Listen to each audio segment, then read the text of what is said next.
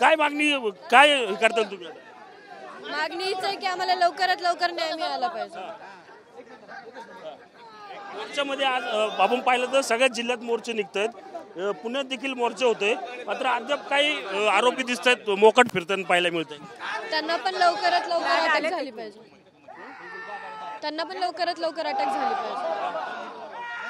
मोर्चा आजचा पुण्याचा मोर्चा जो आहे तो आता मोठ्या संख्येने आपल्याला पाहायला मिळतोय. अशा अनेक जिल्ह्यात मोर्चे निघत आहेत. हा समाजाचा जो भावनेचा आक्रोश आहे, कारण की लवकरात लवकर न्याय मिळत नाही, तर त्यासाठी आम्ही मागणी करतोय की आम्हाला लवकरात लवकर न्याय मिळाला पाहिजे. संतोष देशमुखांच्या भावाला देखील धमकी दिल्याचे काहीतरी प्रकरण पुन्हा समोर येते.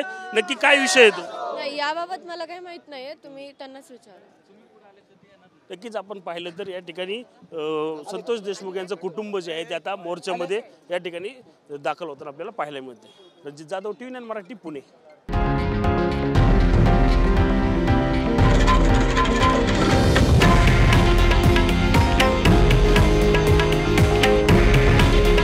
हे आहे देशातील नंबर 1 न्यूज नेटवर्क आणि आपण पाहत आहात TV9 मराठी.